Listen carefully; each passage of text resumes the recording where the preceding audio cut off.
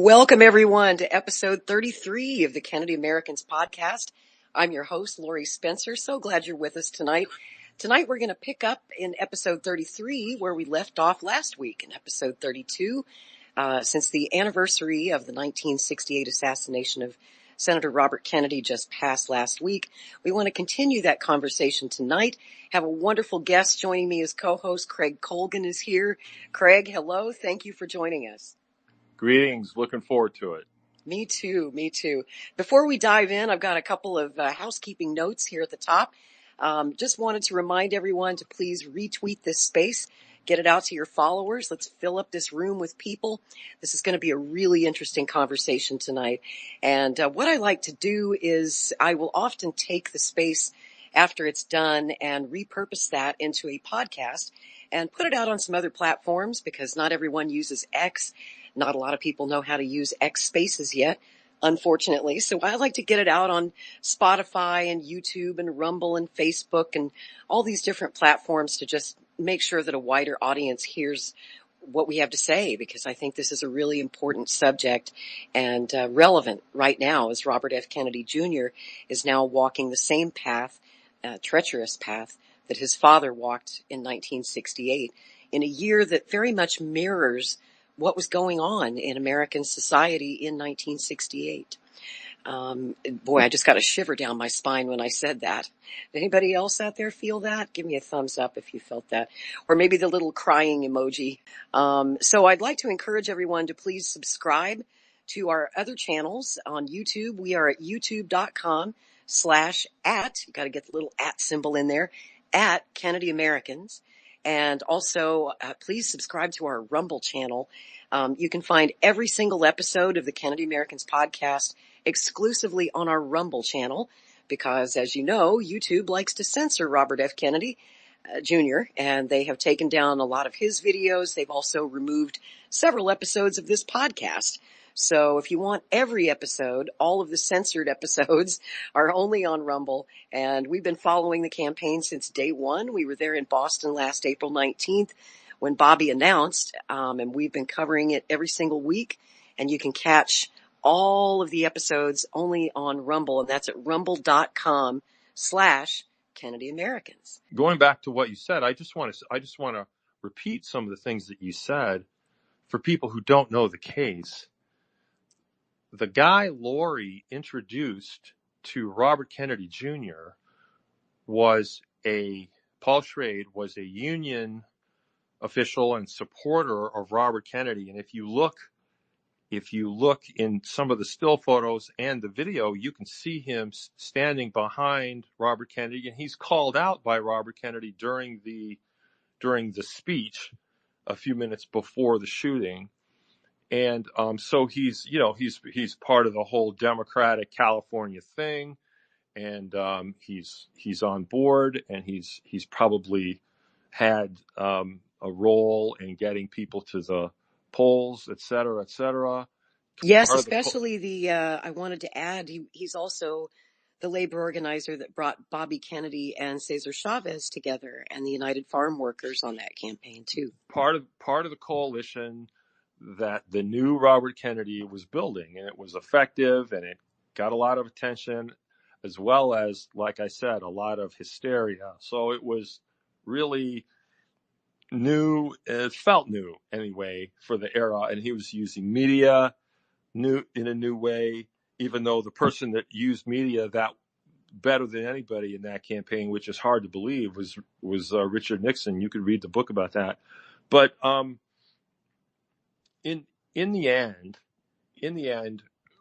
what happened in there has to be seen in Paul Schrade. So here's a guy who went through this trauma. In fact, I want to read something in a moment here from my interview with Bill Epridge, and that I did in 1998, where he talks about walking in moments after the shooting began. And tell people real quick, who was Bill Epridge? Bill Epridge was the photographer for Life magazine who was at that moment on the campaign, the day-to-day photographer for the campaign. So a number of leading photographers from the from major media were following the campaign day to day, because it was more than just a political story. It was a cultural story. It was a world story. So I'll read this in a moment, but the point is, Epridge hears the shots. He goes into he goes into the very crowded pantry area, and he looks down, and there's Paul Schrade on the floor bleeding, and he starts to see these bodies around him on the floor. Paul Schrade was, as Lori described, was hit in the head, and it just seems to me that this perhaps is the least capable or least aware person anywhere. And you know, Craig, I wanted to add, I'm sorry to interrupt, but this is relevant to what you just said. I did like 12 or 13 hours of taped interviews with Paul Schrade about this case. And what he told me was that after he got shot, I mean, it knocked him out. Out went the lights. He has no memory. You know how Sirhan likes to lie and say he has no memory of what happened that night? I'll tell you who has no memory of that night. It's Paul Schrade. Paul Schrade was knocked out cold by the bullet. He doesn't remember anything until he woke up in the hospital, I think like a day or so later. He doesn't remember anything. So Paul then was on a quest for the next 45 years of his life just to find out what happened that night. Right. Yeah. So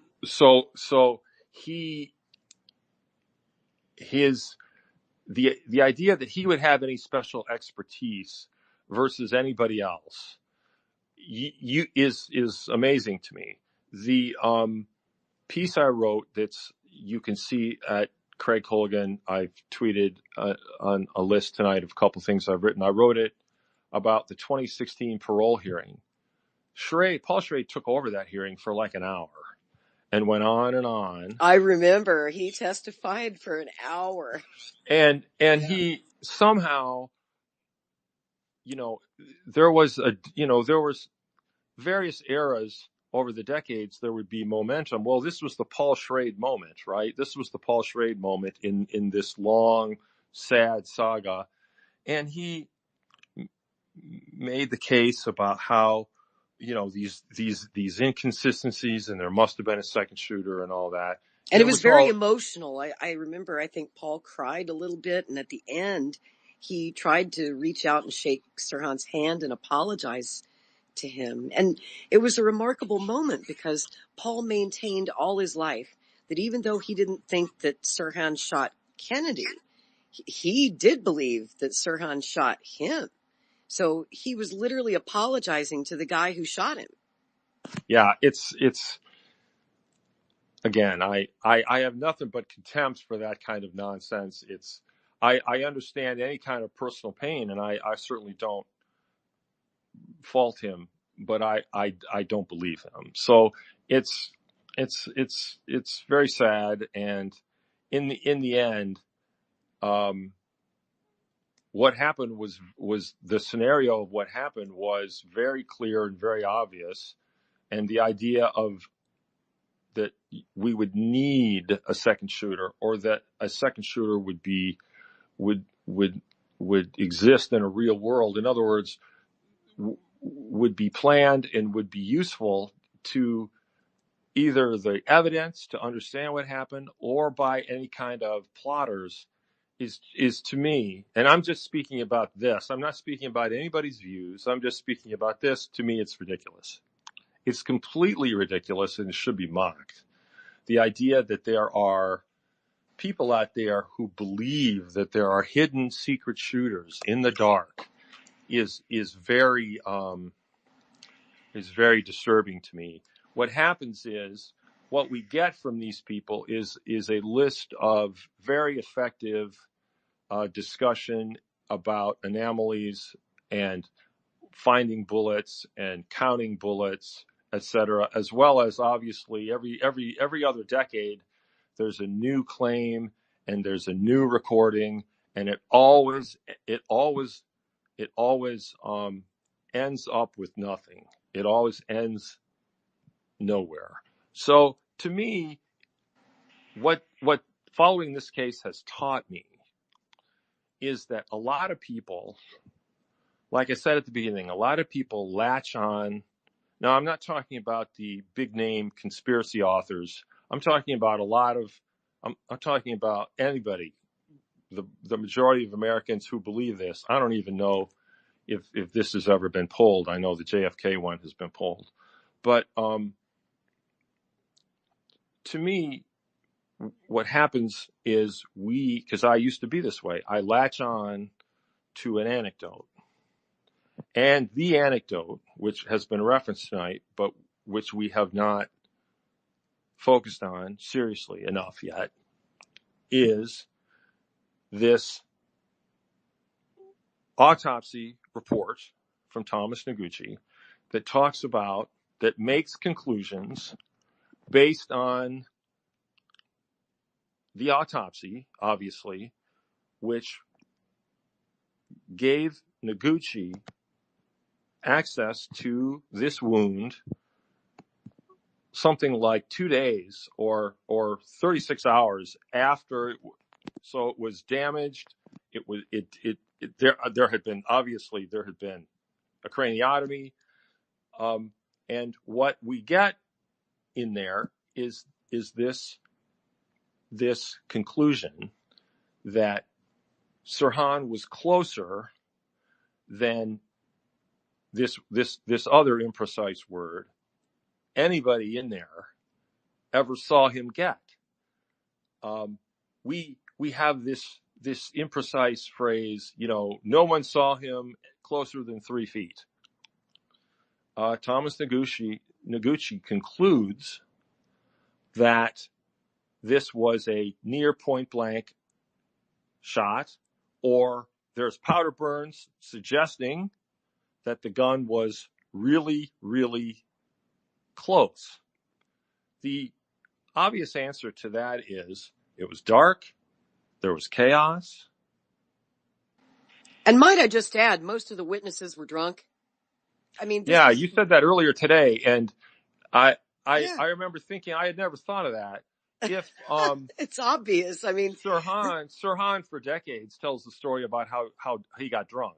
I was drunk. I had had 4 whatever Tom it was. Collins drinks. Well, maybe other people got drunk too. You know what? It was a big moment. People had been there for hours, and it was hot and sweaty, and there was a lot of people in there, and it was dark. And they had an open, free bar like most political victory parties. So people had been drinking since 5 or 6 o'clock that evening. It was now after midnight, and that's going to mess with your field of vision and your memory and your brain, if you're drunk.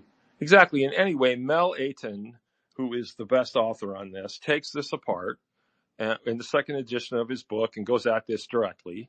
Obviously, the conclusion is, Sirhan did get that close because, number one, all of the evidence says he must have, because there was nobody else shooting. There's no evidence there was anybody else shooting. And there's plenty of evidence that Sirhan was shooting because he did it in a room full of 77 people, a dozen of whom had a view that saw him shoot, at which point something happened that got Robert Kennedy from standing up to being flat on his back or twisted on his back on the floor. What happened was, obviously, he fell down. Some people saw him fall. Other people did not see him fall. Well, he fell. How do we know he fell? Because there's photos of him on the floor, and he walked in. So there's a certain unreality about people claiming they know what happened or did not happen based on, yet again, another anecdote, another single piece of evidence. Thomas Noguchi said there's another shooter. Well, no, he didn't say that. He did not say that at all. So, and all of this was available for Sirhan's weird defense team.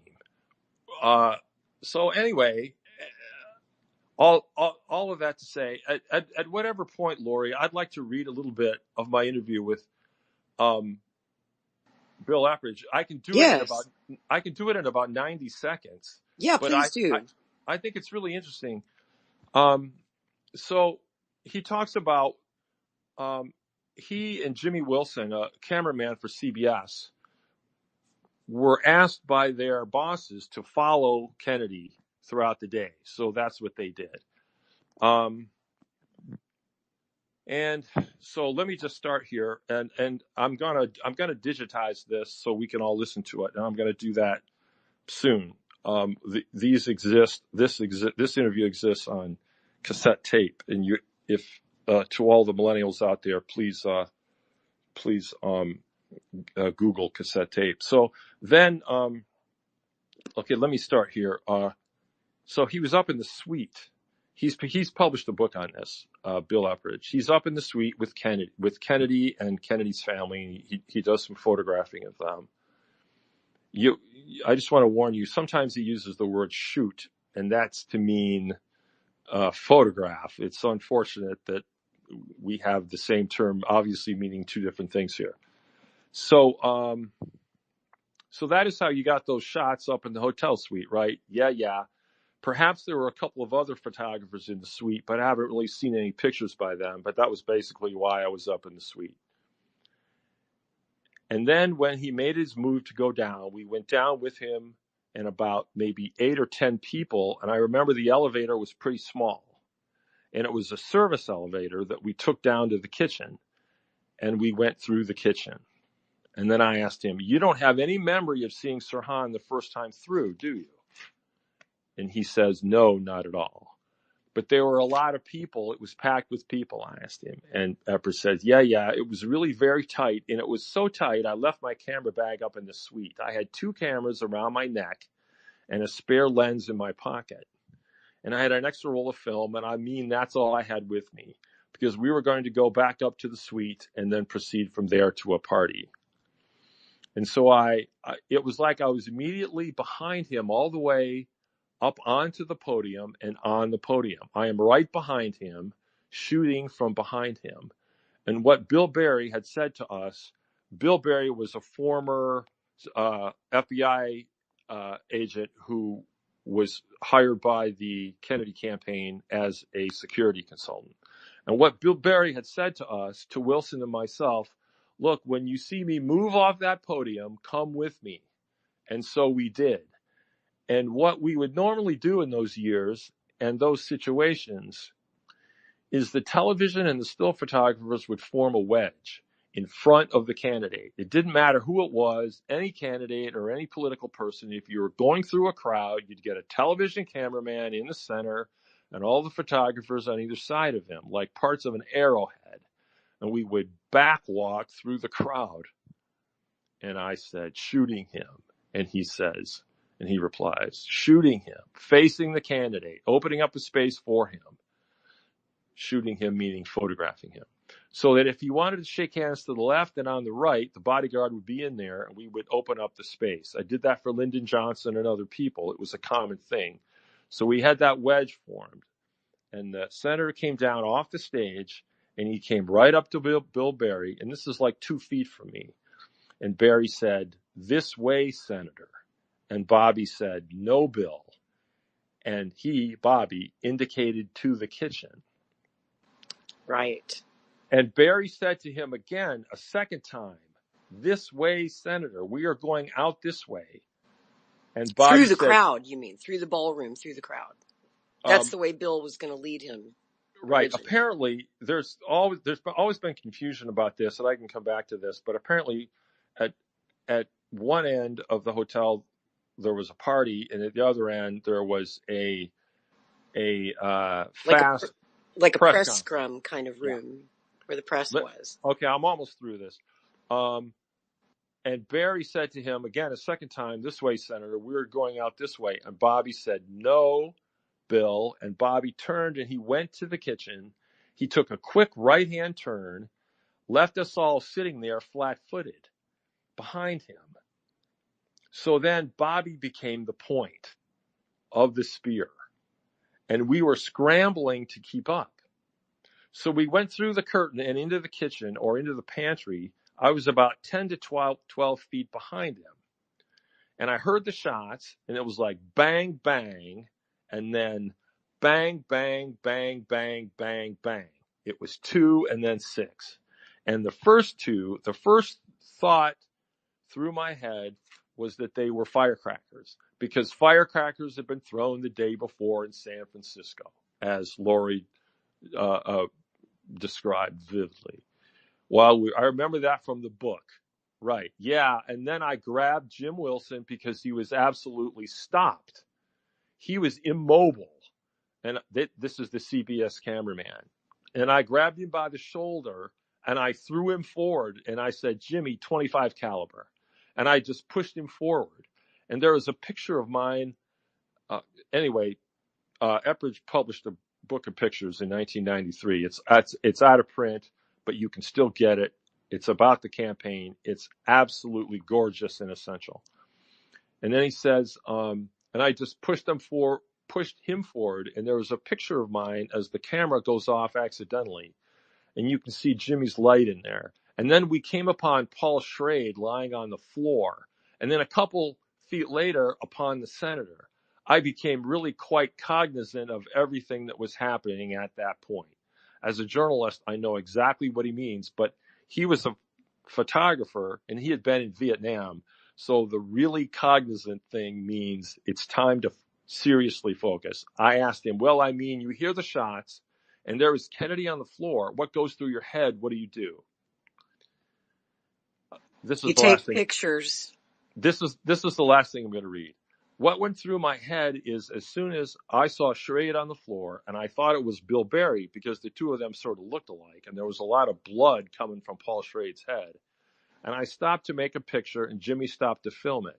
There were only the two of us with cameras in there at that point, and Jimmy had the light. I didn't have a strobe. I had the light that was going to work for me. So we stopped for Schrade for a second, and we went on, and we saw the senator. And when we saw the senator lying there, Jimmy stopped at his head to photograph about 3 to 5 feet from his head.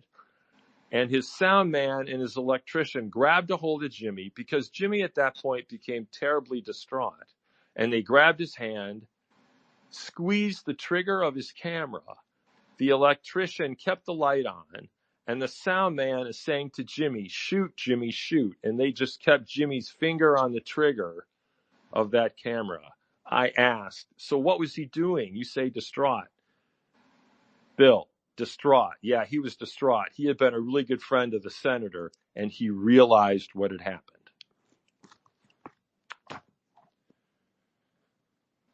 Wow. Thane. That is powerful. So I have a whole interview that sounds like that. So, man, you've got to digitize those old cassette tapes. Yeah. Yeah, I do too. I want to digitize all the hours I have with Paul Schrade. Those were on those little micro cassette tapes, if you remember those things. Exactly. So much of that. I don't know if that sounds vivid to you. It sounds pretty damn vivid to me. That's amazing. A lot of the journalists wrote some very vivid stuff of that, and he goes on to describe what happened in the room, and then Ethel came in, and it's hard to read, but it tells you exactly what happened and how they took him out and how they got Sirhan out, and it's all very, it's as bad as it can be. I mean, it's terrible. And it was weird that this happened in front of like a room full of journalists, writers, and photographers. There were a lot of cameras back there in that pantry that night. Yeah. Yet we don't have footage of those few key seconds when the shots rang out, and there's no Zapruder film of this assassination, unfortunately. Yes. Well, for whatever reason, which has always mystified me, like, why did everyone turn their cameras off at that moment? Well, I think part of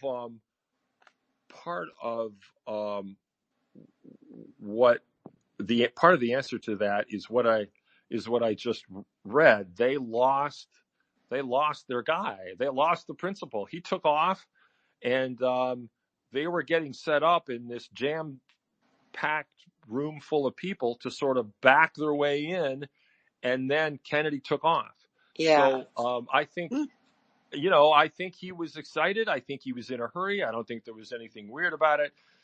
Also, to say there's this notion that the security guard went up on the podium and led him through the kitchens so he could be shot by Sirhan or shot by the security guard. Well, it didn't happen. It didn't happen. You can go look at the video. He's not there. And by this description from Bill Epridge, you can sort of see that in the madness of all these people, that there was nothing nefarious. He just got away, and because he got away, there was no backing up with a world-class photographer staring at you. And had that happened, perhaps we would have these pictures that we wish we had. It's very interesting. You talked about the Zapruder film. In the JFK assassination, we have a film of the assassination, yet controversy continues.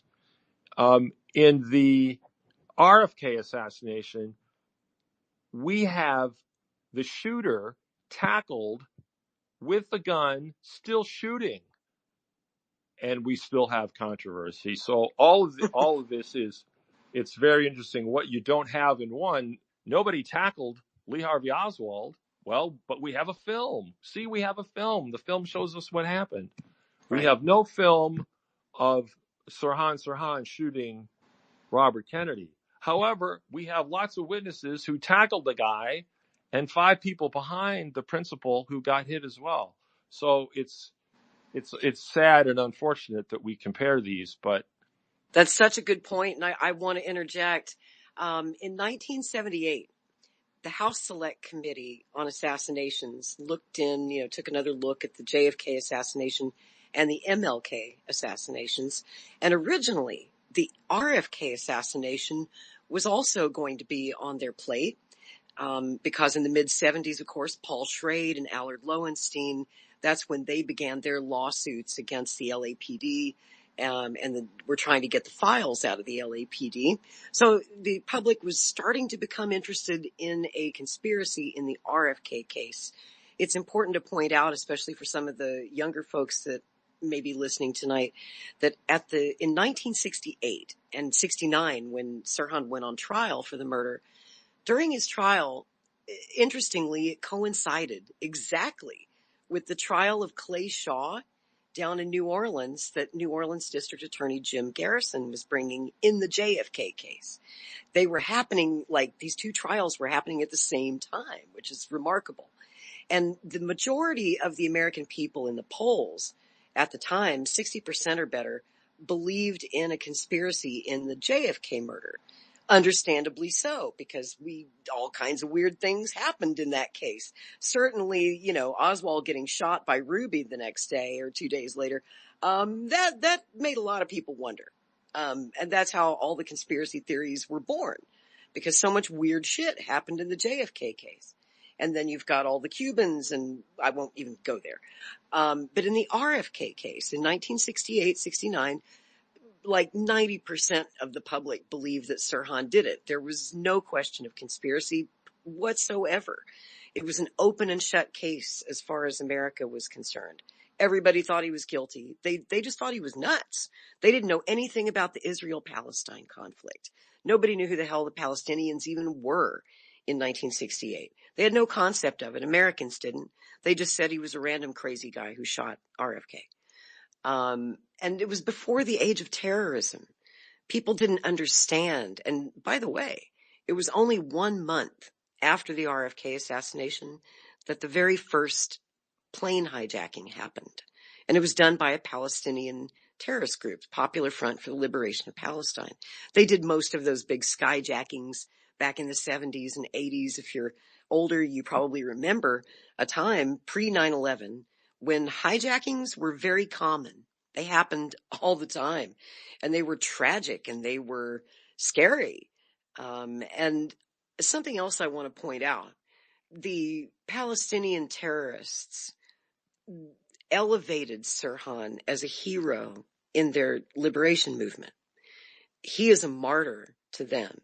Like right after the assassination, posters were printed by the PLO and Fatah and distributed throughout Arab countries all over the Middle East with Sirhan's picture, his mugshot, and the words, "I did it for my country," written in Arabic. He was a hero. He still is considered a hero for killing Robert Kennedy, the Zionist Kennedy. He put the Palestinian liberation struggle on the map and on the minds of Americans and the world for the very first time. In that sense, Sirhan was like a trailblazer in the world of terrorism. He was really a pioneer in the assassination of Robert Kennedy. Then after that come the skyjackings. And in 1972, I just want to stress that the Palestinian terrorists have never abandoned tormenting and traumatizing the Kennedy family, especially the RFKs. The RFKs have been re-terrorized and re-traumatized over and over and over the past 56 years.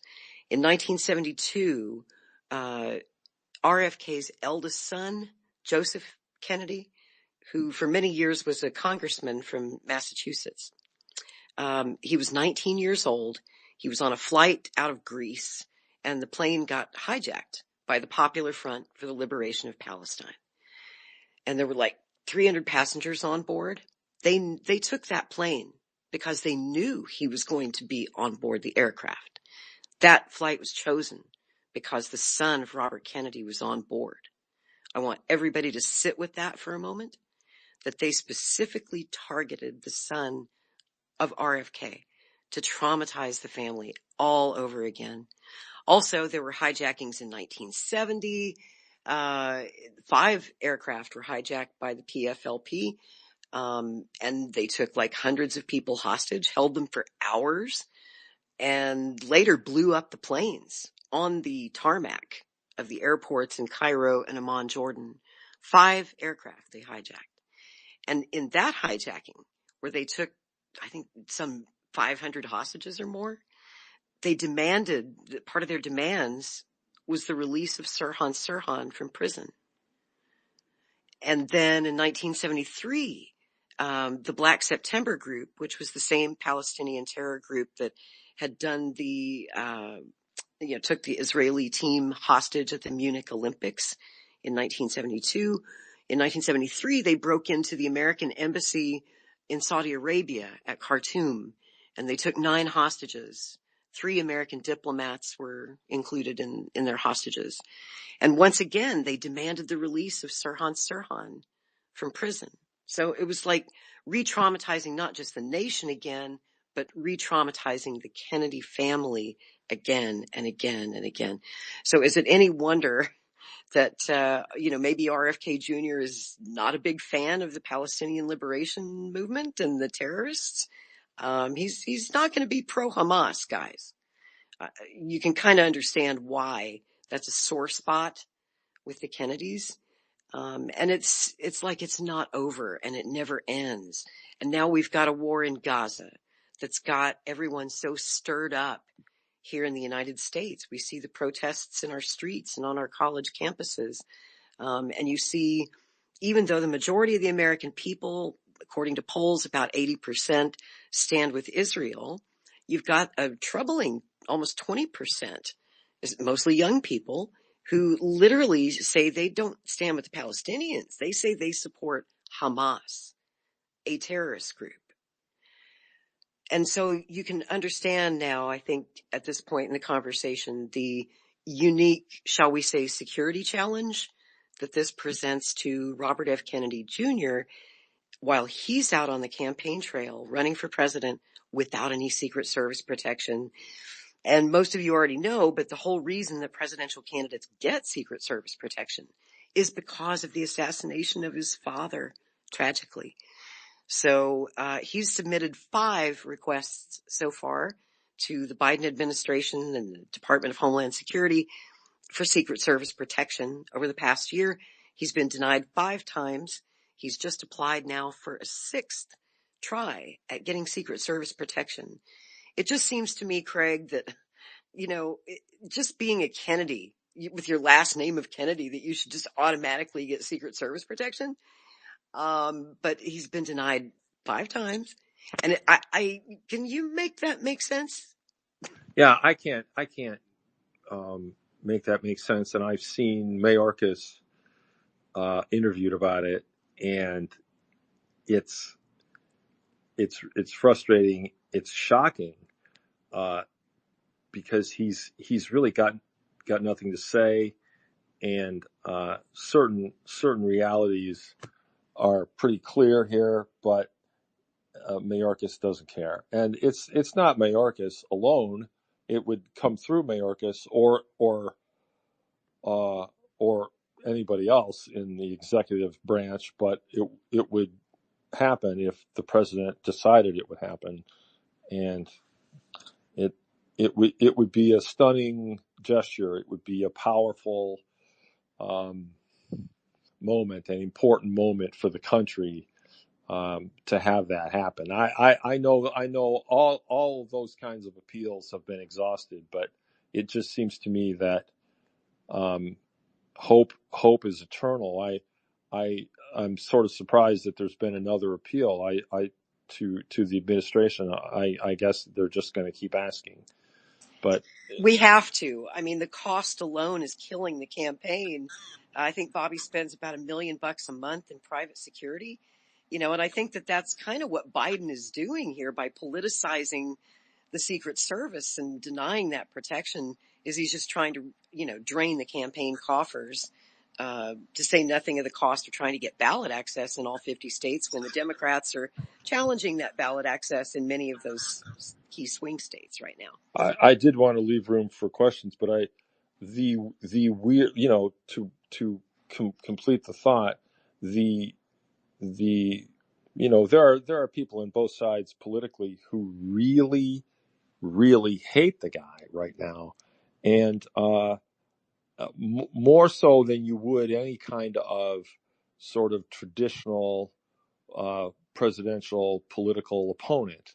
There would be some jealousy, there would be some hate, but it wouldn't be like it is right now when it comes to many Democrats, frankly, and their feelings about Robert F. Kennedy Jr. If you listen to any media right now, it's just shocking to me because it's just it seems like it seems like it's not justified, and it seems like it sort of reveals where this race is, and a little bit of worry. And I know that there are people on the right who hate him, but it just seems like this kind of rage from mainstream political people toward him is very dark and very sad. And I know he's received death threats, and you just have to wonder, in this environment, it clearly makes no sense. It is completely unjustified to deny this. This is something that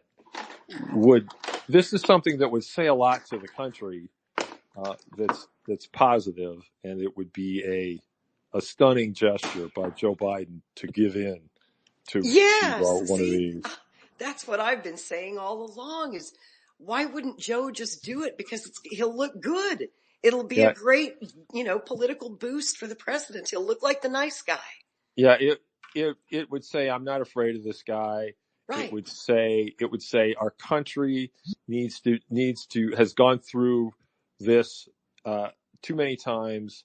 We're going to get smart, and this is good for the country. This is very good for the country. Whoever's advising him, someone needs to get in there and speak on this. Someone needs to write about it. I know people have written about it. I know I've read some of the stuff, and it's all good. But we all need to keep keep the faith, keep doing it. I guess it's very sad. Yeah, I mean, we just can't talk about it enough. We cannot make enough noise about this. And, if anything happens, God forbid, this is on Joe Biden. This is on the president's hands because, yes, it's, the decision of the DHS secretary, but the president has the power.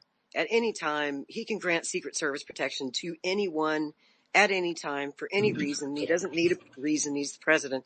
He can do it with the stroke of a pen.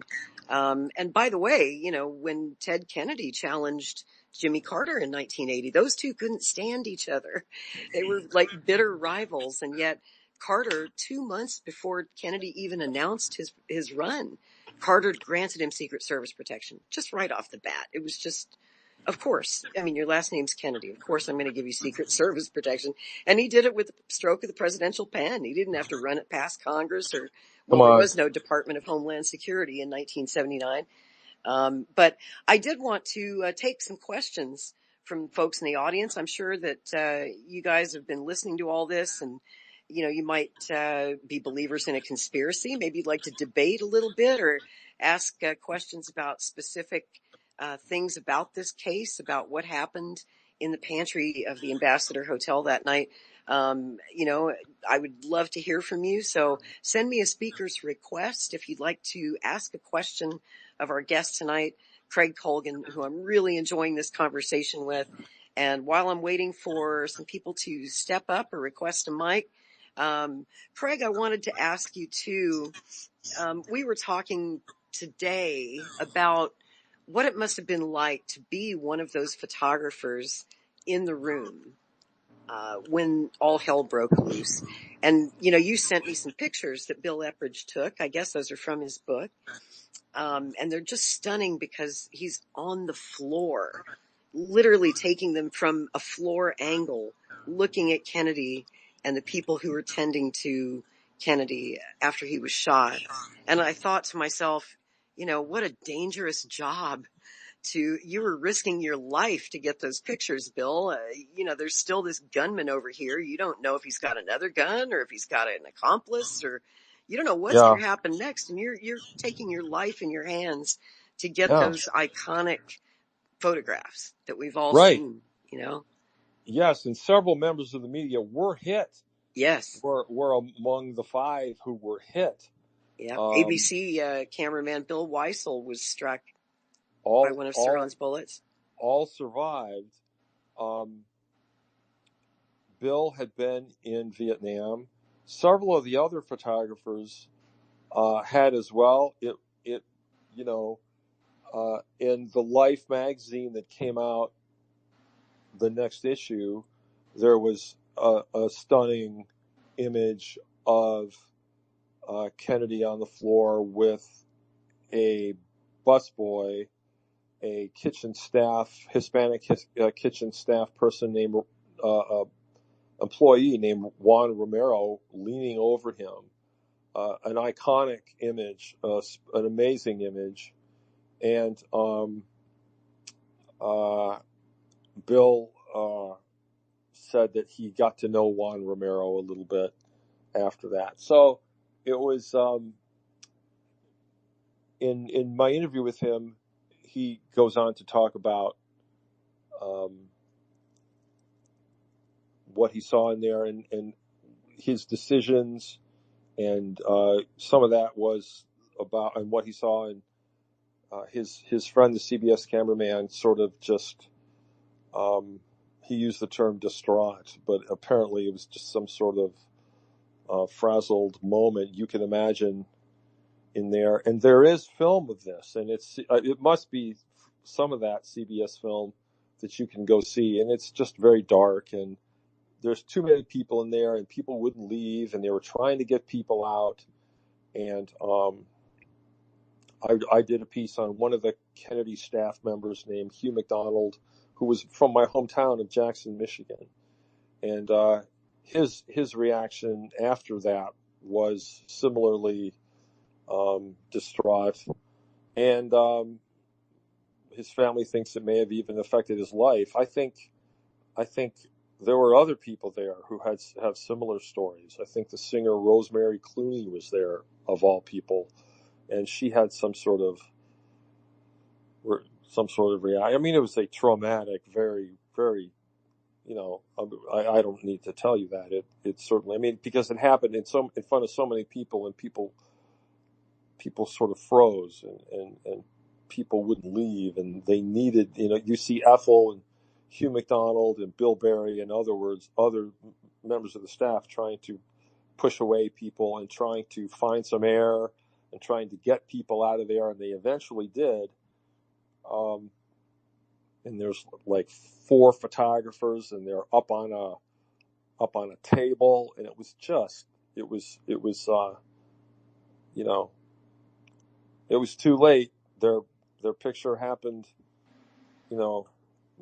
minutes before, and they weren't there. But the aftermath was all that they could document. So it was that era. It was the era of trauma. It was the era of the Vietnam War, and journalists were just, Yeah. I'm sure they weren't. I'm sure they had discussed. In fact, Epridge said yes, that they had talked about this. They had talked about this at some point among themselves on the campaign. Of course they did. So it was, it was all very. It was not inevitable, but it was no shock. I didn't finish the story I was telling because I was so interested in this Bill Epridge story. I was talking about the House Select Committee on Assassinations in 1978. They were originally tasked with taking a second look at the RFK case, but they ultimately decided not to do it, not to include it in the investigation. And there were 2 reasons. One was budgetary. They didn't have a lot of budget to work with. The other was because they just looked at the evidence and they said, here's where the RFK case, really does look more like exactly what it is, a political assassination by a lone gunman with a cause. It appears that way for physical evidence alone. I mean, in the JFK case and even the MLK case, even though we have a film of the JFK assassination, we've never been able to, we don't have a picture of Oswald in the window or a bunch of, witnesses identifying Oswald in the window with a gun, nor with James Earl Ray. But in the case of Sirhan Sirhan, it was like there were literally 77 witnesses in the damn room who were there. And they all pretty much told the same story with, a few anomalies here and there. And like I said, they were drunk. It was after midnight. It was dark. And it was chaos. I don't know if any of you have ever been involved in a mass shooting, if you've ever been in a room where surprise gunfire happens. But it's absolute chaos. People are ducking and dodging and hitting the floor and, terrified out of their minds. And you can't, no witness in that room could be trusted to really know what's going on. But you mentioned Juan Romero, the busboy. I was literally just last night reading his testimony in court, and something, he was very clear. He was closest to Senator Kennedy, and he saw Sirhan Sirhan walk right up and put a gun right to his head and fire. He was a very brave person. He'd been documented by the American media. Every 10 years there'd be some story in People magazine. But he was a very brave person, and it completely impacted his life. But he was, and I think he was like reached out to by the Kennedy family. I'm not sure about that, Mm-hmm. but it was very, these are the moments that make you a celebrity for terrible reasons. For all we the have wrong a couple reasons. of questions, I note. Would you like to handle those? Or Sure, yeah. I see we have a couple of folks with their hands up. I'll go to Code Red, my friend Mariah first. Hello, good evening. Thanks for joining us. What's your question for Craig Colgan? Hey, Lori, how are you? Sorry, I tuned in late. So my question, because I've been watching how Bobby has documented the events that led up to that day and how his dad had been uneasy, and right before he had won the primary, there were fireworks. He thought they were gunshots, so he ducks. He had a uneasy, unsettled feeling to him, like, I guess, a sixth sense almost. But I've never seen the autopsy, because when I've heard Bobby retell this story, Sirhan had, I believe it was a 6-shot revolver and only 4 rounds loaded. But I don't Eight know how shots. many. 8 shots, okay. Yeah. But how many bullets did they recover out of his dad? And I mean, we know that there was at least one shooter, but how many bullets and how many trajectories? I'm a gun nut from a very pro 2A state, so that's my first question that comes to mind. Did somebody, I mean, I know it was chaos, but the police should It have was, been yes, recreating that scene. they did. There were multiple recreations. Senator Kennedy was hit by 3 bullets.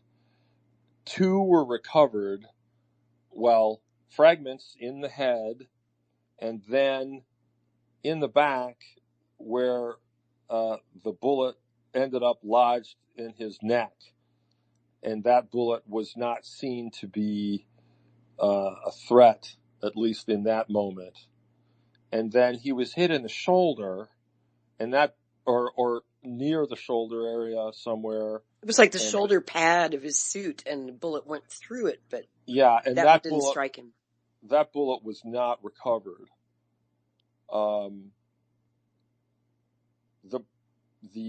The entire path of every single bullet was impossible to realize.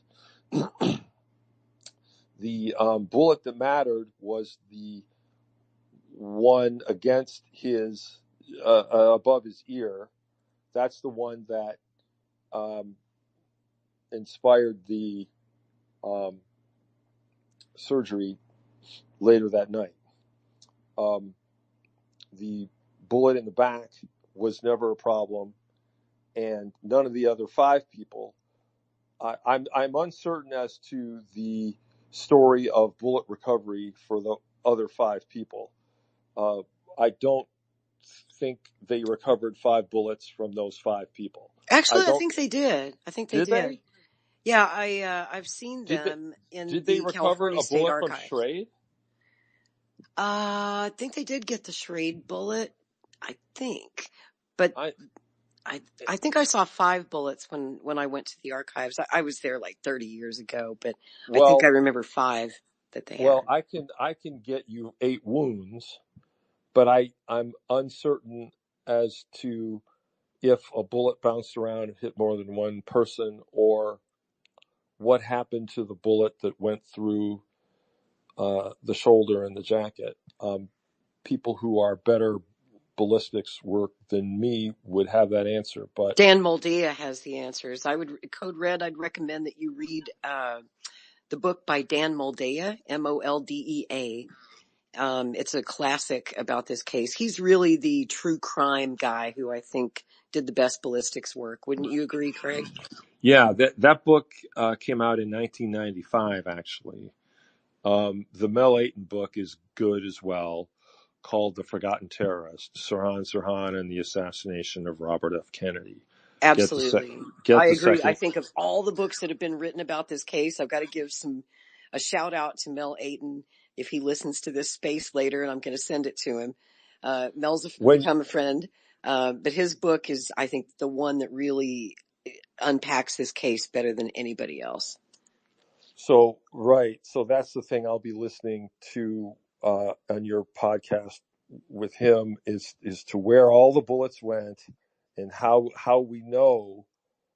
I at one point I can think of that one may have disappeared in the ceiling or something. Yes. The problem with the LAPD is there were various bumps and bruises around the room that at some point could have been mistaken for bullet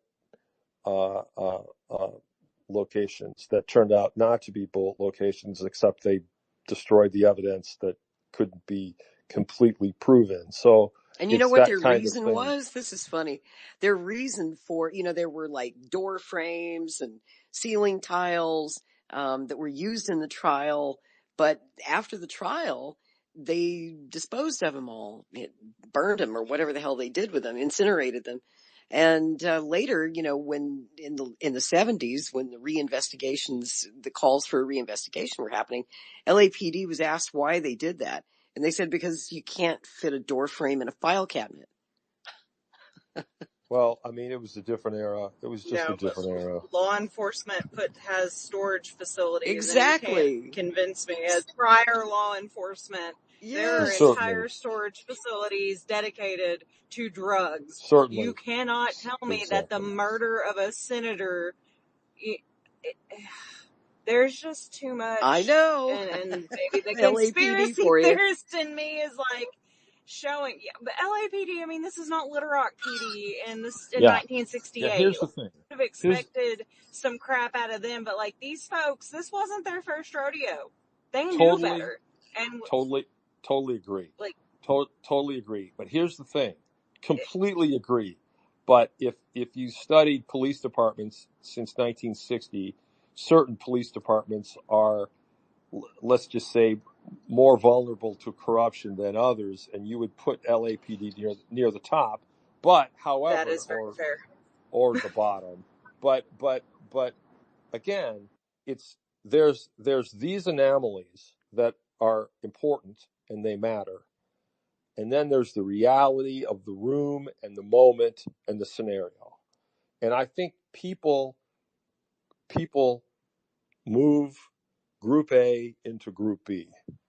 And what you get from that is no further information about the scenario. You just get lots of good proof that this investigation behaved in ways that are perhaps corrupt, perhaps covering their own behinds, or were perhaps covering the conspiracy of the century. It's probably one of the above. But I would just say to look at that way. It's completely okay to investigate the LAPD, and believe me, every bit of this has been investigated, and they have come out looking poor at best because they complicated something that was extremely not complicated. And it's just two different things. There's the corruption of the investigative agency. That's number one. And some of the authors whose names have been mentioned tonight on the other side have made a lot of focus on that. But then there's the real life scenario in the real world, and I keep using this phrase, real world. There's no room for another gun in there. It's not a job any normal human would take. And certainly it's not the job that Thane Cesar, the security guard in question, took. Even though later, as we've discussed, he behaved in a very weird way. Not just in his negotiations in 2019, but years before that, with disposing of it. Did he sell a gun? Where did he buy the gun? All of this is really interesting, but in the end, in the room, there's only one scenario. It happened only one way. It happened in a room full of people, and there is no reality in which someone stands up there in the line of fire and pretends to be the invisible second gunman. It's just not reality. That's what I say. That's my view. That's how I say it. So I And think I all want to add something to that too. I think that you have to understand that when throughout history, I'm a historian, political assassinations, they're a different animal. When you look at the JFK case or the MLK case, the assassin chose to conceal themselves, whoever did it, right?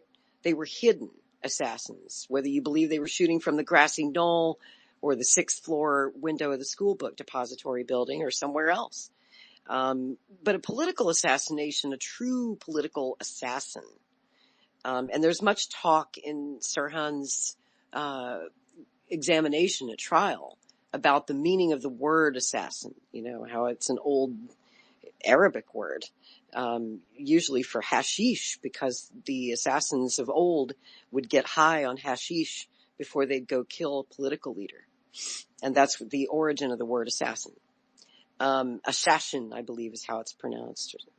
But anyway, what's interesting about that is if it's a political assassination, which I believe the assassination of Robert Kennedy was, it's always to make a statement. Like when John Wilkes Booth shot Lincoln, it was his way of saying, fuck you, the South is going to rise again. It's All true. It's a All true. statement, and a true He didn't political care. assassin. He didn't care if he was going to be caught. He didn't care. Exactly. The point is to get caught. You want to do it in a public place, like, the guy, Kolgosh, who shot President McKinley. You want to do it in a public place. You want to be seen. That's the whole point. And when they grab you, you say, I did it for my country, or whatever your reason is. You want to blurt it out there and make sure the whole world hears you. That's the point of being a political assassin. And that is how Sirhan conceived himself to be. It's right there in his diaries. He said it at his trial. He's like, I am a political assassin. I did it to advance the Palestinian cause. And let me just say, that's the best way to say it. And you never hear that. And however, it certainly is completely legit to talk about the weird investigation, the weird trial, and the bizarre history of the case. All of that's interesting to people like me, but again, that's very different from the reality of the scenario, which is very simple. What happened is very simple. What happened after is insane and complicated and nuts. This guy is very simple. He had a plan, and he executed. He did it. Well, so what I would follow would be, yes, political assassinations. I've studied them in my pre-law, the different types of killers, but hyping up a mentally unstable man, which Sirhan obviously is, in the grand context of that 6-year span we're talking about. Lyndon B. Johnson, he knew that if Robert Kennedy got back in the White House, that he was coming for them. He knew that. So hyping up a mentally unstable man, that is not some grand feat, especially back in the day when the government was, giving our troops meth, cocaine, and having them hyped up. I mean, it's not a stretch to say that there may have been forces within our government that incited the terror that became. Code Red, do you believe that Sirhan was mind controlled or drugged or MK Ultra'd? Quite possibly, just based on my experience and my family's history with the federal government. My dad's trained with DEA, FBI, CIA, so it's not a stretch. It would not surprise me, based on things I know now that happen on a regular basis. It's not. I hear you. I mean, there was a lot of MK Ultra activity going on in the Los Angeles area in 1968. Now we know about it. And I often wondered, too, if Sirhan got mixed up in secrecy. Yeah, well, I mean, in the secrecy of all of it, if there was nothing to hide, and if it is as simple and cut and dry as some investigators were led to believe, just, assuming that the police department turned over all the records, I would struggle to believe that coming from law enforcement, even if they considered the case closed because it's a high-profile case. There were records that probably never saw the light of day. Again, yes. Again, absolutely. And absolutely. I just still have questions. There's still questions in my mind not because Craig Honey, has I done do too. amazing After work on it. 35 years on Like, this case, I still have questions. I Yeah, was we have born another in question. 91, so forgive me, I wasn't alive for it. But, you know, like my dad waived 2 draft deferments to go to Vietnam. And it, you know, he didn't know No that one's John F. Kennedy was going to pull the troops home. He had no idea. Like, there are things I've educated him on. He is probably irritated with everything that I have inundated him with as far as Bobby Kennedy Jr. But there are things that even he, who was alive since 1948, he's like, I watched it happen live on TV, and he said, and it never felt right. It was an uneasy feeling. It may have been the times. They're just the compilation of things. Here we are, 60 years later, and we still don't have answers. They still won't release the files for JFK all the files and are out. MLK, and All the files that have any relevance are out. The National Archives have said so. So the answer is not in trusting the the file. government to say yes. I mean, that's trusting Again, the that's honest. again. I hear this. I agree with you. I hear this debate on social media. It goes like this. So you're agreeing with the government, don't you? Don't you know that the government lies? And in my opinion, that's a good debate point. Yes, that's absolutely a good debate point. Does the government lie? Well, I mean, turn on the television. What week is it? Okay, it's a lie a week, and it's little lies and big lies. And in the '60s, there was Cold War lies. These were not little lies. These were big lies. And then there was big corruption. Some of it Robert Kennedy was involved in himself, you know, with his brother. So to me, but to the point, again, to me, it's 2 separate things. Does the government lie? Yes. Did this clown do this shooting all by himself? Yes, both can be true. I say both are probably true. Now, as like what Lori said, is there evidence that anybody got to Sirhan? There isn't. But if you're going to hire somebody, I wouldn't hire Sirhan. I would hire somebody. And Exactly. and Hire a like Lori and pro. I were talking earlier today, this campaign was the nuttiest, craziest, frenzied presidential campaign in American history. Kennedy Probably. was out in public all the time in the back of a car, if you can believe it, wandering, going through, Indianapolis and going through Omaha and going through Watts in completely open cars right out Huge in the open. crowds. Huge. And they're all over the car and they're all over him. You can get like I would have any idea. I don't know. I don't claim any knowledge of this. Your father sounds like he would know this kind of thing. But if you're going to take somebody out, you're not going to do it there, and you're not going to do it with this loser who conveniently had been writing in his diaries for months and months that he was dreaming and fantasizing about Killing major politicians, like killing the yeah, I president, mean, killing the vice president, killing the it UN and ambassador, then you have killing to hide Kennedy. it, and then you have to hide it for 55 years, and you have to get away with it, and the secret second assassin has to be invisible and has to be bulletproof and has to stand around and hope no one saw him. So that scenario, I mean, you've got 2 things. What I'm saying is both can be true. Does government lie? Government lies. Did Sirhan do this? Obviously. So what I'm saying is consider that both are true. Now, the government was not thrilled, like Lori has talked about, was not thrilled that someone who considers himself a Palestinian did this, because this was a very tricky moment for the United States and Israel in 1968. And they, like Lori said, they put pressure on everybody they could to tone down, even though it got out, because I have lots of coverage of it immediately where they talk about that. Yeah. But you think if you think about the history of the case, the reason Mel Ayton called his book The Forgotten Terrorist is that story kind of faded. And I think the American government probably was happy that story faded. That's the real Because, cover up in this case. So see, there you go.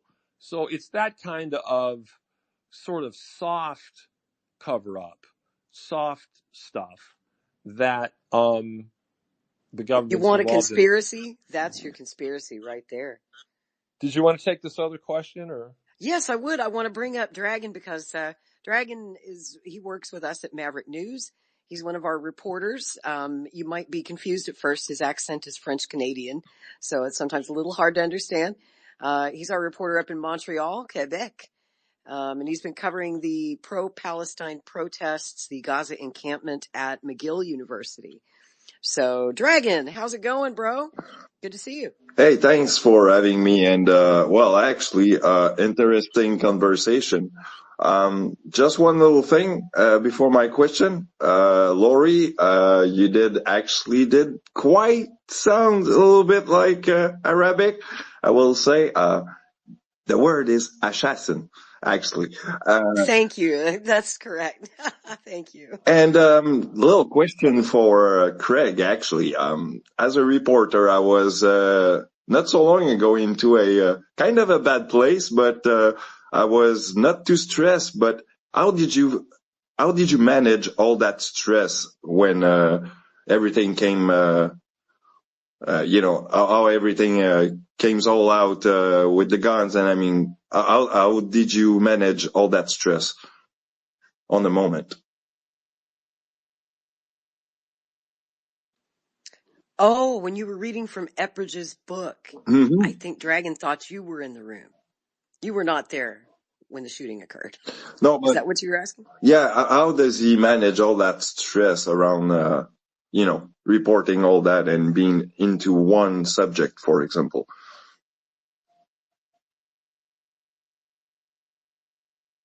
Good question. Craig, did you hear the question? Where did Craig go? Did we lose him? Are you there? Long story. Are you talking about just the case itself, or are you talking about at the murder scene? Because I've never been to the murder scene. No, I mean on the case itself in general. Well, here's the story about that. As you've heard, if you don't know the history of the case, you'll be surprised to know how it's changed. Like Lori and I have talked about, there have been developments in the case. There have been new rulings. There have been the initial trial, and then there was wasn't he at the original trial? He was sentenced to death. Is that correct? At the first trial, Lori? Yes, the jury gave him the death penalty. He was going to go to the gas chamber, and then I think it was 1972, California tossed the death penalty, and his sentence was commuted to life in prison. So this thing was constantly, every 18 months, there was a big thing in this case. And then in the 70s, there was a private movement from some big name people in LA, like Vincent Bugliosi and some actors which is kind of weird since Bugliosi wrote this giant book about the JFK case. Isn't that ironic? Announcing himself as a anti-conspiracy believer and writer, but he was part of this movement in the 70s, late 70s, I think, to get another trial and to he was working with Paul Schrade on that. He was and part there of were Paul a couple Schrade's other legal people team who made it into you asked about the stress. The stress would be just in filling up your basement with all these files decade after decade, because they're really, until the 90s, this case just didn't end. It looked like it just was not going to end. So that's the stress. I'm not a researcher, so I don't have my basement filled with those files, but anyone who does, you know, is I've there sure got stress? a lot of bookcases of books about it. A lot of stress. A Yeah, lot of stress. a lot of Well, work. and probably not many anti-conspiracy books, but a few that we've mentioned. So look for those. And I linked the Mel Ayton book at Craig Colgan on Twitter, my pinned tweet. So that's an absolutely essential book, and it's really a good read if you're new to the case. I It's agree. And I think I'm really excited about Mel Ayton's forthcoming book. He has a new book coming out this fall, which is really going to be the first ever biography of the killer of Sirhan Sirhan. It's hard to believe that in 56 years, no one has really written the definitive biography of Robert Kennedy's murderer. What made this man tick? Who was he? What did he believe? Why did he do it? And I think that Mel Ayton, and more than any other author, has really done the work, the hard work, on figuring Sirhan out.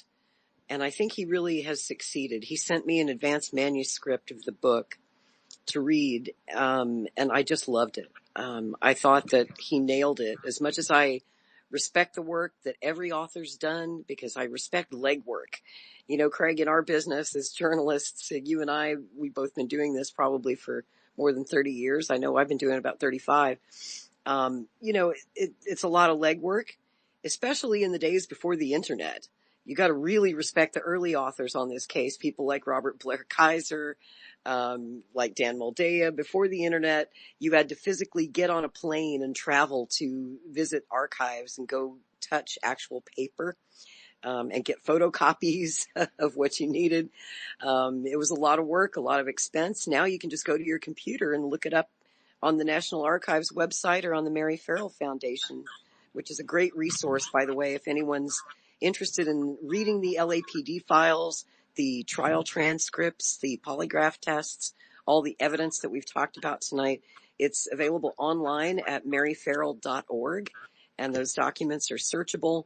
They've been a great asset for me in my research, and I'm sure yours too, Craig. Yes, and that's also perhaps one of the few definitive sites for the JFK assassination documents as well. And people who know a lot more about that case than me go there. Although I'll tell you that an article I wrote about that case might be in there because it's in the files of the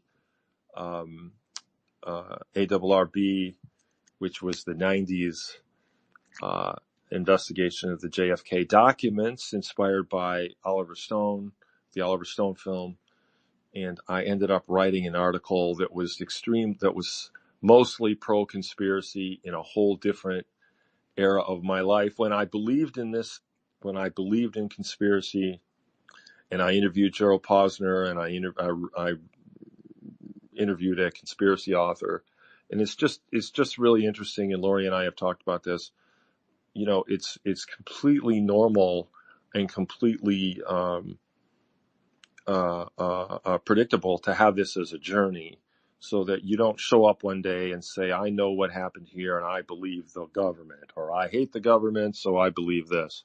And that's where you stay your whole life. The more you read and the more you learn, that's sort of the point. You want to look for new stuff. If you're continually finding new stuff, that means that you're probably growing in how you think about this stuff. And I used to believe a lot of this wacky stuff.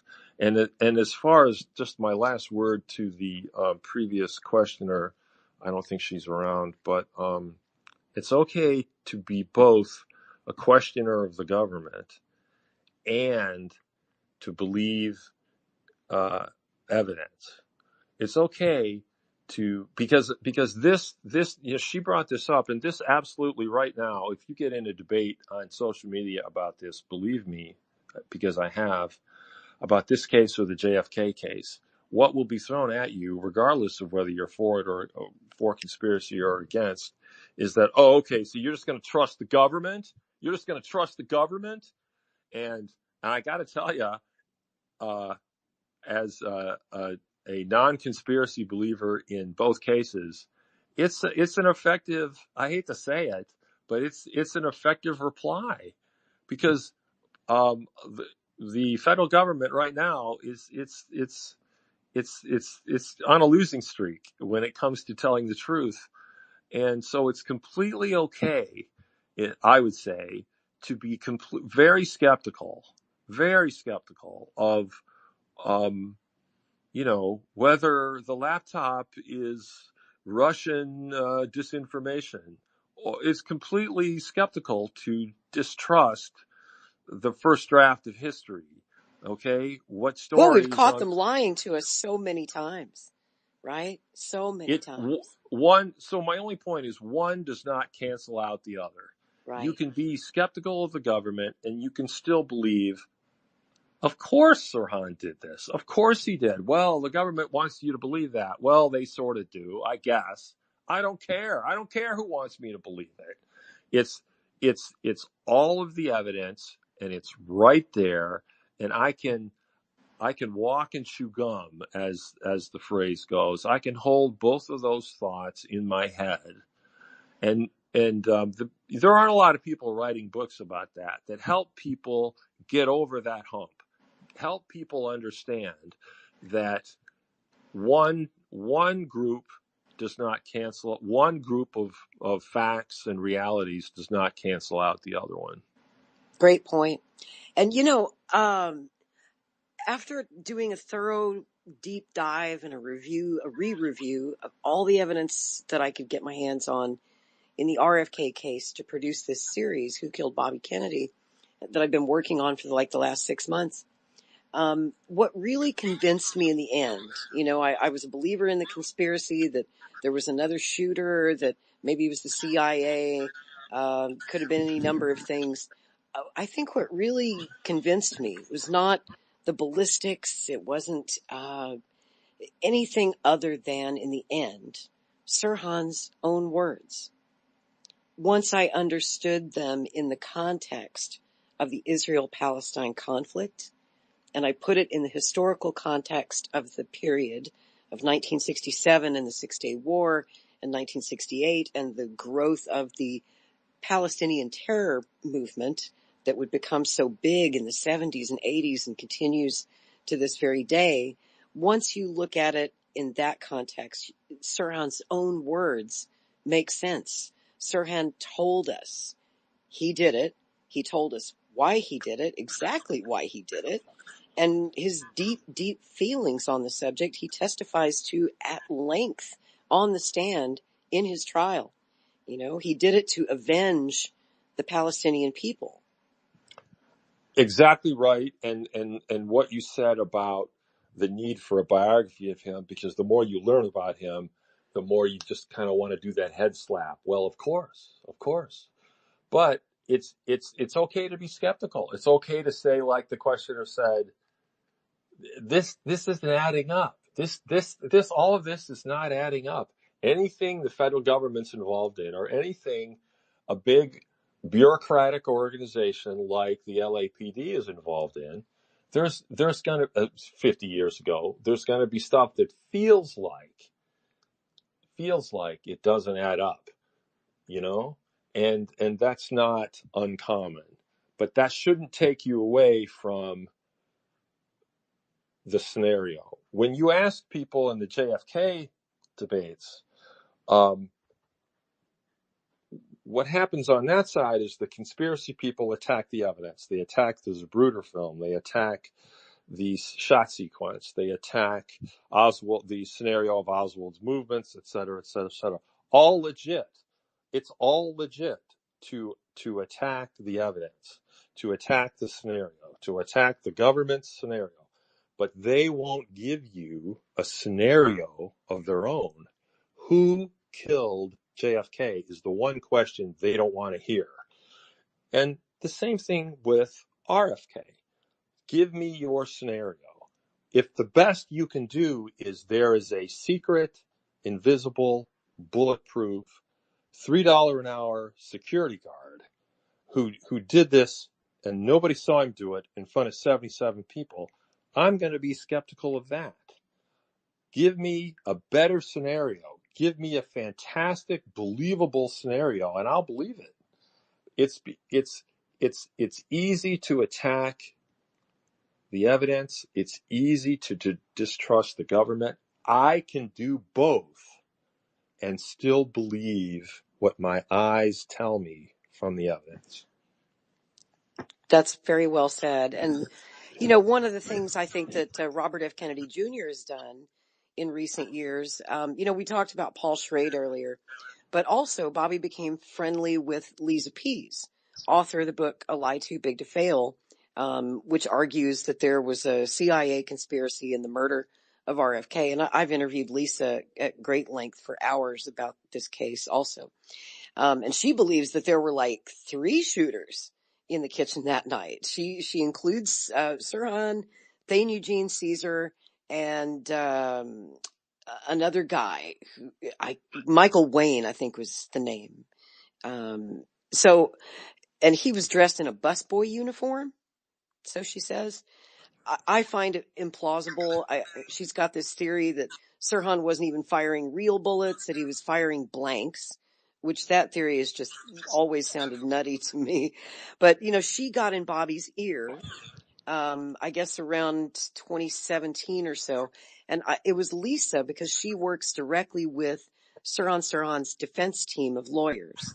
And she heads up what they call the Free Sirhan movement. She's trying to get him released from prison. So no one gets to visit Sirhan in prison, by the way, unless they're approved by his lawyers. And it's always been very difficult to get access to Sirhan for journalists. Since Dan Moldea.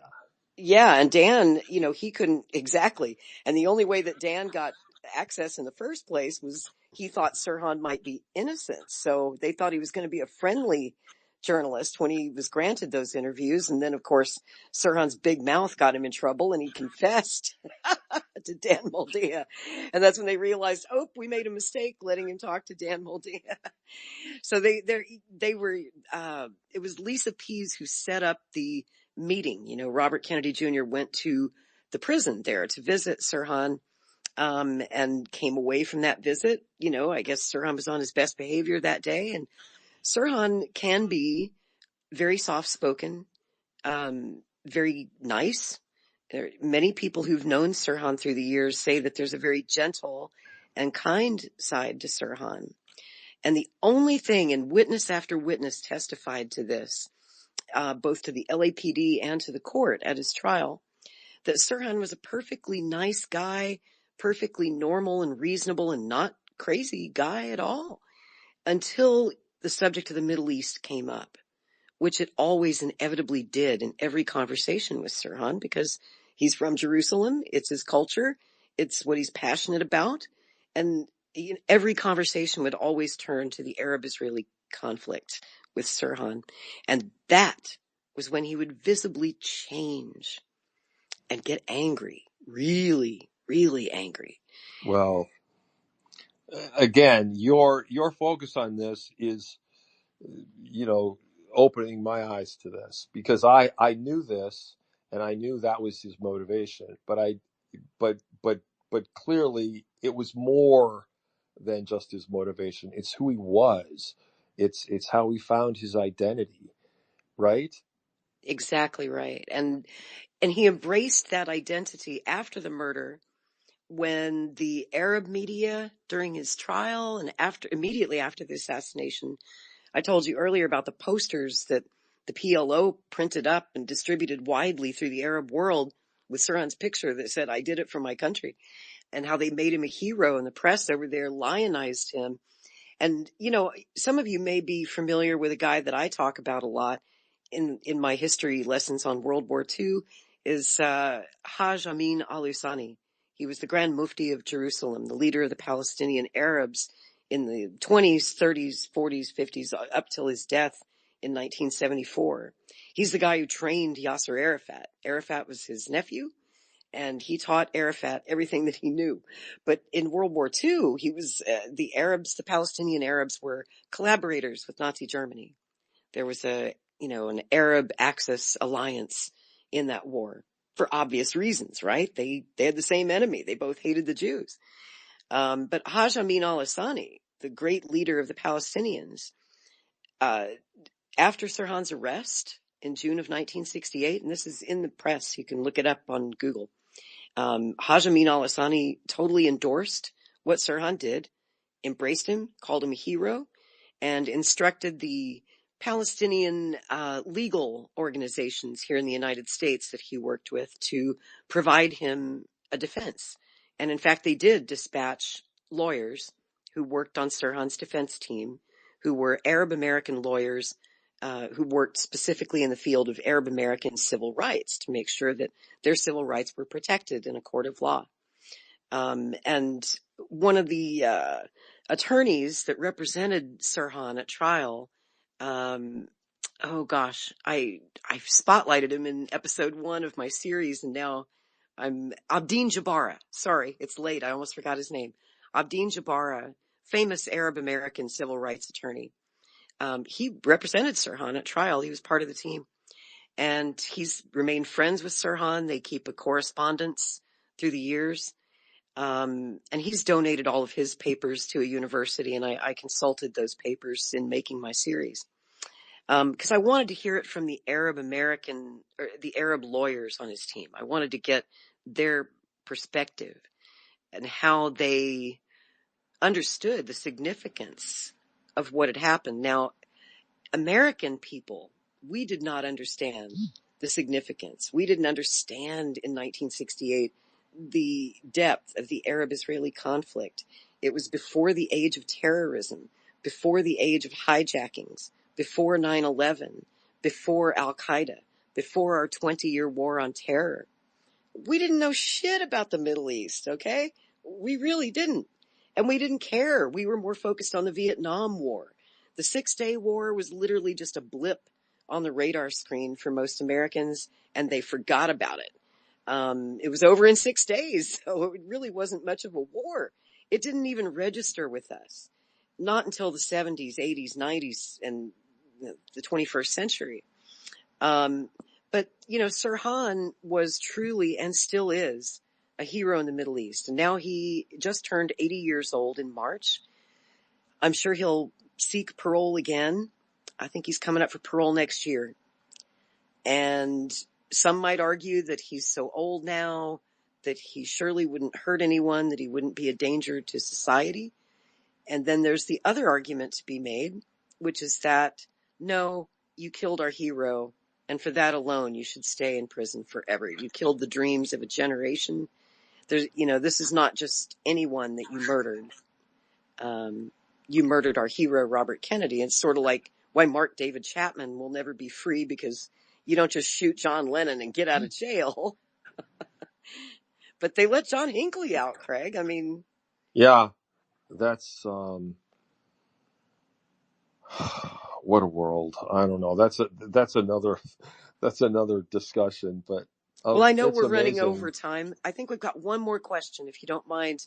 I'd like to bring Yavez up to the stage. Yavez, it's great to see you. How are you, my friend? I'm doing good. I'm just out here chilling. I appreciate you bringing me up. I'm not sure I have much to say about all this. I'm just really fascinated to listen to what you guys have to say and your deep dives into all of this stuff. That's pretty much it. I'd like to get your opinion on the case. I don't know if you got to catch the whole space, but I'm curious what you think of the RFK assassination. If you think that Sirhan acted alone, if you think there was a second gun or conspiracy involved, what are your thoughts? So I was like 6 years old when RFK got murdered. And I remember his funeral and I remember all of that stuff. I literally, and I'm a retired law enforcement. I literally don't have enough information to say one way or another. I totally respect what you guys are doing and deep diving and looking into it, because I'm kind of with you on what some of you were talking about earlier about not trusting the government. Don't trust the government. The CIA are bad players. They just are. The CIA was bad players in JFK's assassination. I think they were probably bad players in Nixon's deal. CIA to this day are bad players. And I say that I really don't care what I'm a peon, but they're just bad players. And I trust none of them at all. And I'm not a Q person at all. I'm just a person that sat back and watched this for all these years. And, that's pretty much it. But on RFK, I can't say one way or another. I went and I saw RFK Jr. at a rally here in Tucson, where I'm from, like in February. Oh, the And one with Jesse Ventura. He was there that yes, night. Yeah. you were there? I wasn't, but I remember we covered it live. Okay. Well, yeah. Yeah. So I was there in the crowd, and I'm a huge conservative, guys. Huge conservative, huge Ron DeSantis conservative. But after Ron dropped out, I needed an outlet because I don't like Trump and I can't stand Biden. So I went and watched RFK's rally, and it was fantastic. And he laid out, that guy knows a lot. He knows a lot. I'll just say that. I'll land it there. He does. And that's why it would be interesting to really do a deep dive with Bobby. Maybe when this whole presidential campaign is over, if he's got a little time on his hands, maybe he'll sit down and do an interview with me about this. And we could bring in Craig and Mel Layton and Jim Eugenio and Lisa Pease. And actually, I don't think Lisa Pease and Bobby are on speaking terms anymore. They were friends for several years. And like I said, Lisa's the one that set up the meeting so that Bobby could go meet Sirhan in prison. But they remained friends until October 7th. And after the war in Gaza started, their friendship ended. Lisa terminated the friendship because she's very pro-Palestine, very anti-Zionist, anti-Israel. And I would argue that colors her research on the case. That's why she's part of the Free Sirhan movement. She obviously wants to play down the Palestinian terrorism angle of this case, which I believe is the heart of the case. And so I don't believe that her scholarship is, shall we say, 100% honest, because she has an agenda, and it's a Can, political can, agenda. can I just say one thing about all of this? Sure. That is that every time I hear anybody talk about anything, I always want evidence. Provide evidence that supports this theory or that theory or this accusation or that accusation. Without evidence, they're just accusations, unfortunately, and sometimes evidence is lost and you'll never know. But to me, it's always based on evidence. And that's one of my questions. If, let's say that Bobby Kennedy, who's asking for a new investigation, let's say that actually should happen. I wonder at this point, is the case too cold? After 56 years, after so much important evidence was destroyed back in the 70s, we have pretty much all the evidence that is available that wasn't destroyed, right down to the clothes that Bobby Kennedy was wearing. They're at the California State Archives in Sacramento. If you're ever in Sacramento, I recommend visiting the archives if you're interested in this case. And we were talking, Craig, before we close out, maybe this would be a good place to leave it because it's such a heartbreaking story that really tugged at my heartstrings. Back in 1998, you wrote a story about the shoes that Bobby Kennedy was wearing the night he was shot and where those shoes ended up. And it's such a good story. Would you share the short version of it with us? Sure. You can read it. It's on my site, and it's linked at Craig Colgan on Twitter. The reality of that is that the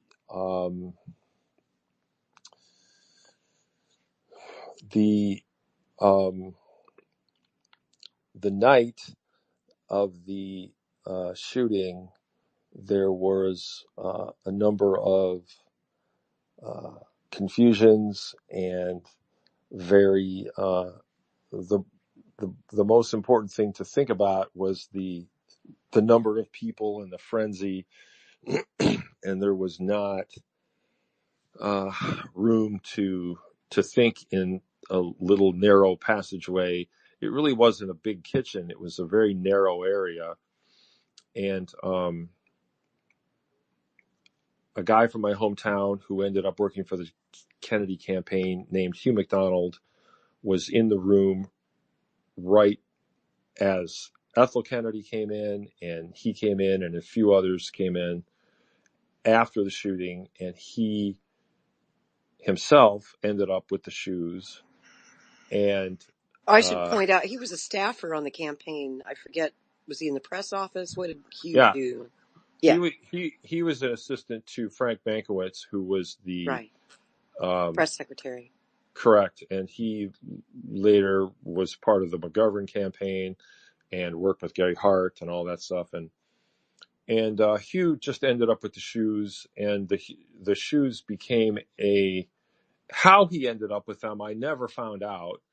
I think probably it was just kind of a natural end result of some pretty unpleasant chaos in the room.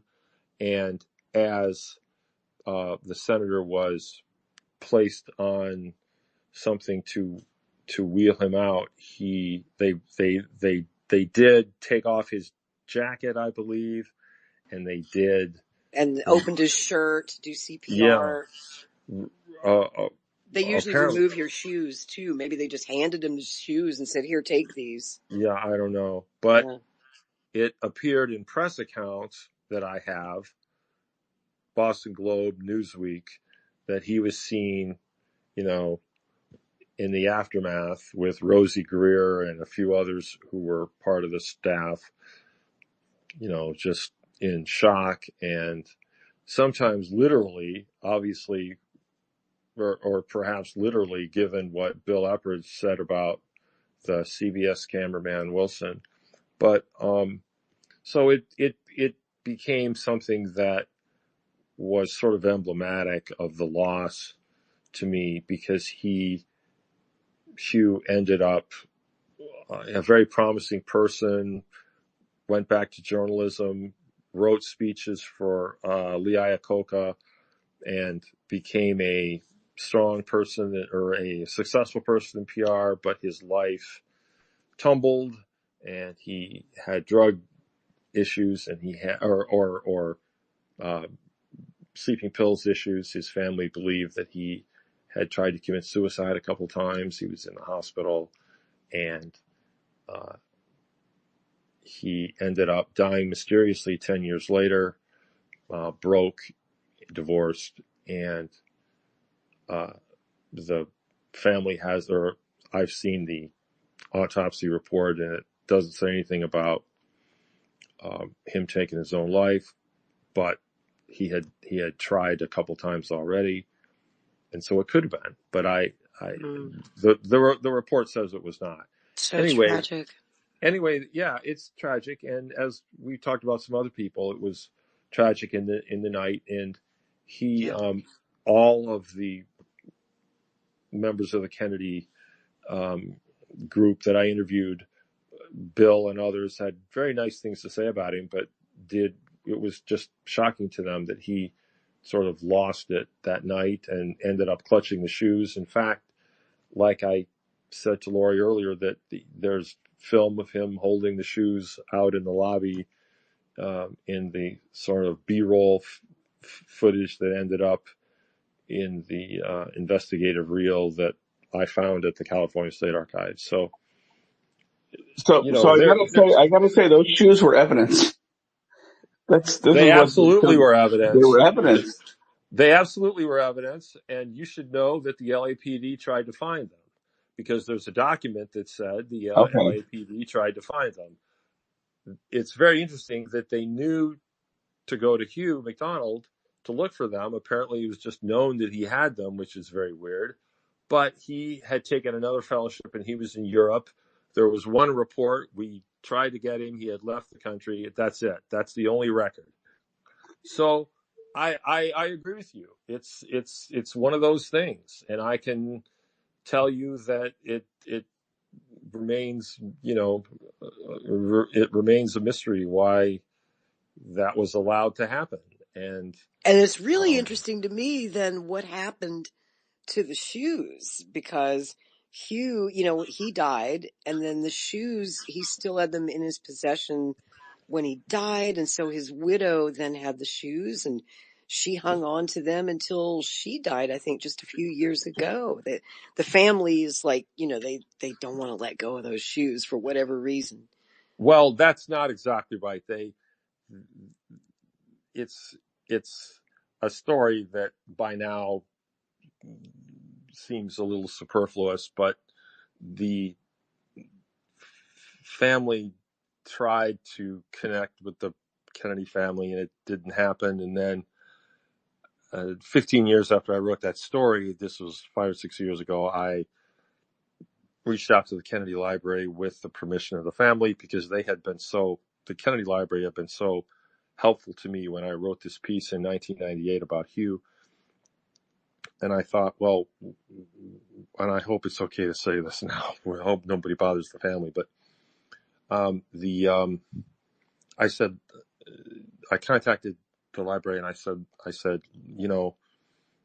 it seems that the family still has these, and quietly and in a box we could mail them to you, because we think obviously the Kennedy Library is where they should be. Please advise me and we'll take care of this, and we'll do this very quietly. Can I ask one real quick question? I'm almost done. And okay, go ahead. No, go ahead, buddy. Go ahead. I'm sorry. The Kennedy Library replied to me very in a week and said, no thanks. And I think they said something like, there's no way that we can prove those are what you say they are. And I could not disagree with them. So it's, again, that's it's sad in all kinds of ways. And I certainly wouldn't want to approach the family or deal with this with them at all anymore. It's sad, and everybody made an effort to do the right thing, and it is admittedly weird, and they are absolutely evidence. And speaking of evidence, I have a question for you, Craig, because you actually knew his widow. You went to their home. You saw the shoes yourself with your own two eyes. I have to ask, even though it's rather a ghoulish question, was there blood on the shoes? Oh no. I described the shoes in the article that I wrote. Somebody else, I think Jules Witcover, in his book about the campaign that's no longer in print, that is absolutely a classic. It's called 85 Days, The Last Campaign of President Kennedy. He describes Kennedy as wearing 8.5, size 8.5 with specially made inserts. So that's what I settled on. I can't remember if I looked and confirmed it was 8.5, but that's what I used in my piece, that they're size 8.5. Go ahead. No, I don't want to take you off track, buddy. But listen, I wanted to ask you about Sirhan's clothes. Those are in the California State Archives too. Are they? Okay. Yep, I saw them. Okay. That's an important piece, but I came in late, so I don't know, and I didn't want to step on that, but that came to my mind. No, I had a question for you. You're a former law enforcement, correct? Mm-hmm. Yeah. Well, tell us about what happens in a room full of people when gunshots start happening. What happens? Well, there's chaos. And then people start gathering and talking. And when you're in law enforcement, you try to come in and separate everybody as much as you possibly can to get them to stop talking to each other. And you secure the actual scene as much as possible. get everybody out of the room, secure, secure, secure, keep all the witnesses apart from each other so they can't talk, because when people talk to each other, they can not intentionally, but unintentionally manipulate what other people think they might have seen. Mm-hmm. So you want to separate everybody, and you want to keep everybody away from the scene. Now, back then, there wasn't all the DNA and all that stuff that we do, currently, And I but might still add, you want to do that. police departments didn't go to the lengths that they do today to secure Right. crime scenes. Correct. But that would have been the proper way from my training and what I went through. Now, I've been retired for 20 years. So That makes a lot of sense. I don't know if that's what happened. I don't know, but that all makes a lot of sense. And I think the chaos in there, especially because there were just so many people in there. I think all of this, when this is described, it sounds like, well, one guy walked up to another guy, and that's not what happened. It was a, it was a real madhouse. It was a real madhouse, which made coming up with a scenario very difficult, I'm sure. It was certainly a madhouse in those seconds after the shooting, when the cameras are turned on, seconds after the shots rang out. Then there's all these news cameras back there in the pantry, and everyone turns on their camera, and you can see and hear the screaming and the absolute bedlam in the room. And by the way, if anybody's wondering, where were the cops? There weren't any cops. And it's interesting as to why, and I'll tell this story real quick before I close out the space tonight. Um, the Kennedy campaign on that swing through California had been offered, personal police protection by the LAPD, several times through swings through LA. And of course, the ambassador was the headquarters. They had offered to post officers all over the hotel, upstairs in his suite and down in the ballroom and everywhere he went, and to escort him around. And that was typical because back then candidates didn't get Secret Service protection, so they would have to rely on local police to protect them. And unfortunately, and this is one of the tragedies of this story, is that Robert Kennedy and Ethel Kennedy personally refused the police protection of the LAPD. That's why you don't see any officers in the ballroom of the ambassador. There should have been officers on stage with him. There should have been officers in front of the stage. There should have been cops back there in the pantry. He should have had a cop escorting him at his side. Instead, it was this $3 an hour rent-a-cop, Thane Eugene Cesar, and not an actual police officer. And the reason for that was that it was the 60s. Most of Kennedy's supporters were young people, hippies, who didn't trust the fuzz, man, and they didn't like cops. And Kennedy did not want to be photographed or to be seen with, surrounded by police officers. It was not a good optic for the young hippie supporters who were in his campaign. So it's unfortunate that that's the way the whole thing turned out. And I often wonder if he had been allowed to be protected, if he had accepted the protection of the LAPD, number one, would Sirhan be alive today? Probably not, right? If there'd been cops back there in the pantry, they probably would have shot him dead on the spot. And also, would Senator Kennedy be alive today? Would they have been able to prevent this horrible thing? That we will never know. It's one of history's mysteries. But hopefully after this space tonight, what happened in the Ambassador Kitchen that night will no longer be a mystery to you. Hopefully my series, Who Killed Bobby Kennedy, it's an 8-part series, about to be 9 parts, because I'm adding a new episode this weekend. If you're interested to learn more, I've got British author Mel Aiton, who's done a wonderful book on this about Sirhan called The Forgotten Terrorist. He's my guest this Saturday night at 9 p.m. Eastern on Strange Bedfellows on my YouTube channel. So just subscribe there or subscribe over at Kennedy Americans for this and future episodes. As we move through this election year, I just hope that the campaign of Robert F. Kennedy Jr. has a happy ending this time.